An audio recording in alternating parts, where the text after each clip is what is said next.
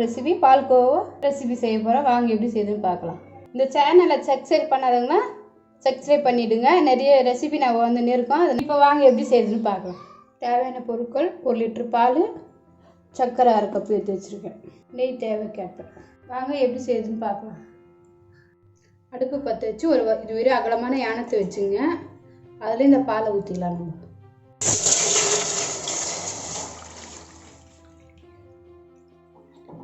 இது நல்லா கொதிக்கணும்.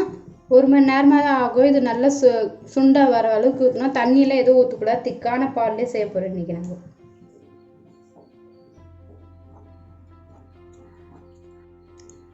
பாருங்கள் எவ்வளோ சுண்டி போயிருக்கு. இன்னும் இது நல்லா சுண்டணும். இந்த அளவுக்கு நல்லா சுண்டணும். இன்னும் சுண்டி வரணும். அப்போ தான் கெட்டியாக ஆகும். அதுக்கு லைட்டாக கொஞ்சம் நெய் ஊற்றிடலாம். நம்ம அடி பிடிக்காமல் இருக்கிறதுக்கு லைட்டாக நெய்.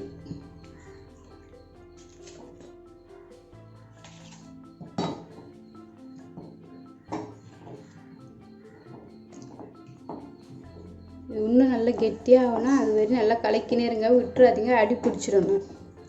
அதனால் கலரினே இருங்க. லைட்டாக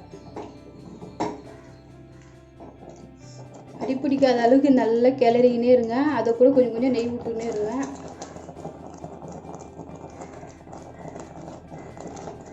இந்த ஸ்டேஜில் தான் நீங்கள் அடி பிடிக்காமல் நல்லா கிளறினே இருங்க.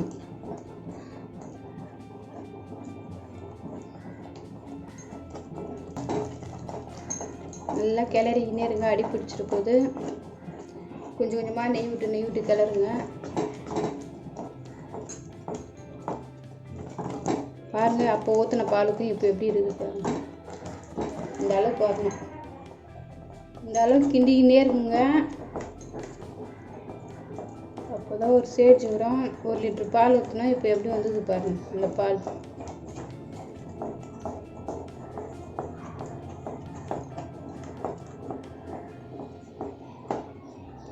இது நல்லா உதிரியாக வரணும். அது வரையும் நல்லா கிளறினே இருங்க. இந்த இதில் தான் அடி பிடிக்கும். இப்போ தான் உசாராக கிளறினே இருக்கும். இது எப்படி இப்போ ஒரு 1/4 மணி நேரம் ஆகும். ஸ்லோ தீயில் வச்சுருங்க. ஸ்பீடாக வச்சிடாதீங்க. சிம்மிலே வச்சு கிளறுங்க. அப்போ தான் இதுவாக இருக்கும். பாருங்கள் இந்த அளவுக்கு நல்லா கிளறிட்டு நம்ம சக்கரை வச்சுருக்கலாம். அது மிக்சியில் போட்டு ஒரு அடி வச்சுங்க. பவுட்ரு ஆக்கிங்க. இந்த அளவு இதுமாரி பவுட்ரு ஆக்கிங்க. இப்போ கொஞ்சம் கொஞ்சமாக இதில் கொட்டி கிளறுங்க. நீங்கள் இதில் ஓணுன்னா வெறும் கோவா விற்கிது. அந்த கோவா கூட சேர்த்துக்கலாம். நான்லாம் சேர்க்கல. வீட்டில் இருக்கிறத வச்சு நான் சிம்பிளாக செய்கிறேன். உங்களுக்கு தேவைப்பட்ட கோவா கூட நீங்கள் சேர்த்துக்கலாம். இது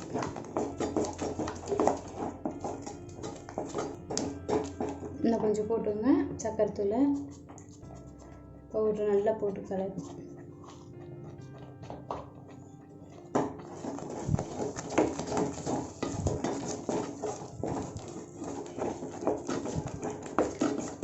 இனிப்பு பார்த்துங்க. இனிப்பு பத்தலைன்னா இனிப்பு போட்டுங்க. இல்லைன்னா அதுவே போதும் உங்களுக்கு. இப்போ நெய்யை ஊற்றிங்க. நெய் காசணும்னு அவசியமே இல்லை. அப்படியே நீங்கள் ஊற்றிக்கலாம்.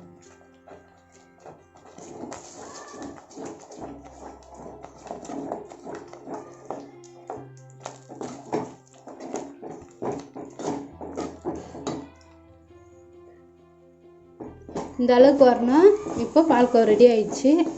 உங்களுக்கு தேவைப்பட்டால் முந்திரி திராட்சை போட்டு வதக்கலாம், போட்டு தாளிச்சிக்கலாம். நீங்கள் இன்னும் கொஞ்சம் நெய் ஊற்றிக்கலாம். நான் திட்டமாக போட்டிருக்கேன். உங்களுக்கு தேவைப்பட்டால் முந்திரி நெய் கூட போட்டு செய்யலாம். நான் முந்திரிலாம் போடாமல் செய்கிறேன் இன்றைக்கி. இப்போ ஸ்டவ் ஆஃப் பண்ணிடலாம்.